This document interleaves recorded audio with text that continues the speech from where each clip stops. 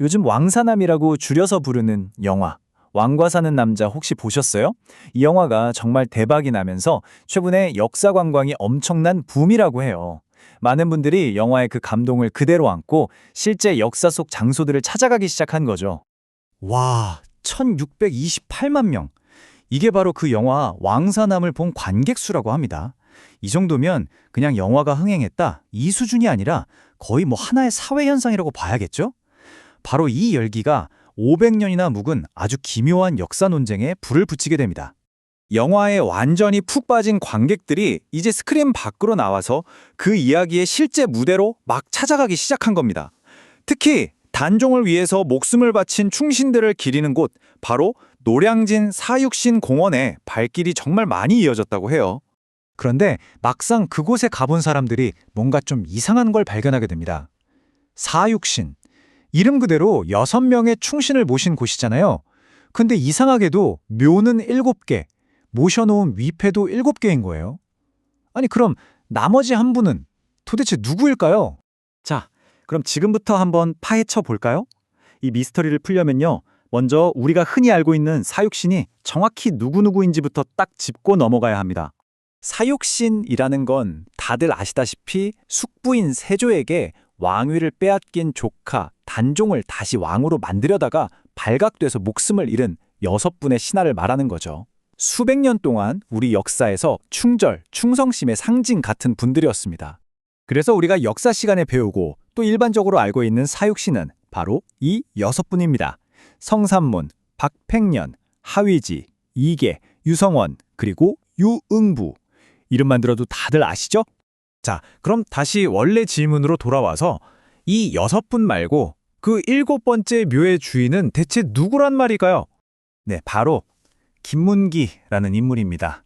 이분도 당시 군사권을 쥐고 있던 공조판서로서 단종 복위 운동에서 정말 핵심적인 역할을 맡았던 분이라고 해요. 아니, 그렇게 핵심 인물이었다면 왜 처음부터 사륙신에 포함이 안 됐을까요? 여기서부터 이제 500년 전으로 거슬러 올라가는 아주 오래된 역사 기록의 충돌 문제가 고개를 듭니다. 이 부분이 바로 문제의 핵심인데요.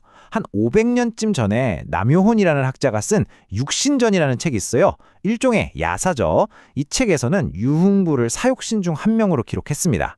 그래서 오랫동안 대중적으로는 이 명단이 정설처럼 굳어졌던 거예요. 그런데 훨씬 나중에 공개된 나라의 공식 기록이죠. 조선왕조실록에는 유흥부가 아니라 김문기의 이름이 핵심 주동자로 딱 등장합니다. 그러니까 두 기록이 서로 다른 사람을 지목하고 있었던 거죠. 이 수백 년이나 이어진 역사 논쟁이 정말 좀 황당한 방식으로 현대에 와서 해결이 됩니다. 이 시간 흐름을 한번 보세요. 사건은 1456년에 터졌는데 무려 500년이라는 어마어마한 세월이 흐른 1977년에 와서야 국사편찬위원회라는 곳에서 이 문제에 대한 결정을 내립니다.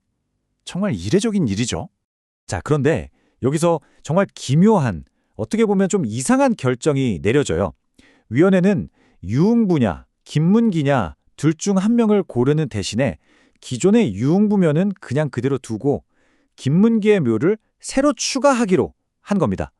그래서 사육신, 즉 6명의 충신을 모신 공원에 묘가 7개가 되는 이상한 상황이 벌어진 거죠. 당연히 이 결정은 나오자마자 엄청난 논란에 휩싸입니다. 이게 순수하게 역사적인 판단이 아니라 당시 정치적인 압력이 들어간 거 아니냐, 이런 의혹이 아주 강하게 제기됐거든요. 그리고 그 의혹의 한가운데 정말 충격적인 사실이 있었습니다. 결정을 내린 1977년 당시 그야말로 막강한 권력을 휘두르던 중앙정보부장, 그 사람이 바로 김문기의 후손이었다는 겁니다. 이러니 많은 사람들이 이 결정의 공정성에 의문을 품을 수밖에 없었겠죠. 이렇게 좀 어색하게 봉합된 역사는요, 안타깝게도 또 다른 갈등의 불씨가 되고 맙니다. 그리고 그 갈등은 500년의 세월을 훌쩍 뛰어넘어서 바로 오늘날까지도 계속되고 있습니다. 정말 역사의 아이러니라고 해야 할까요? 얼마 전에 비극을 만들었던 세조의 후손들과 피해자였던 사육신의 후손들이 무려 569년 만에 만나서 공식적으로 화해를 하는 정말 감동적인 장면이 있었거든요. 그런데 정작 같은 충신들의 후손들 사이에서는 여전히 갈등이 끊이지 않고 있습니다. 매년 제사를 지낼 때마다 누구의 위패를 어느 자리에 놓을 거냐, 이걸 두고 사육신 후손들과 김문기 후손들 사이에 심지어 몸싸움까지 벌어지는 정말 안타까운 일이 지금도 반복되고 있다고 합니다. 자, 그렇다면 이 기묘하고도 좀 씁쓸한 역사 이야기에서 우리가 생각해 봐야 할 점은 무엇일까요? 결국 나라를 위해 목숨까지 바쳤던 그 숭고한 희생의 역사가 500년이라는 시간이 지난 오늘날 현대의 정치적인 논란과 후손들 간의 해묵은 감정 싸움으로 뒤엉켜버렸다는 거겠죠? 본래의 그 빛나는 의미가 많이 바래진 것 같아서 참 안타깝습니다. 단종을 향한 충성심이라는 똑같은 목표를 가졌던 분들의 이야기가 오늘날에는 후손들의 다툼으로 이어지고 있는 이 상황, 이 이야기는 우리에게 아주 무거운 질문 하나를 던지는 것 같습니다. 과연 역사는 누구에 의해 또 어떻게 기록되고 기억되어야 하는 걸까요?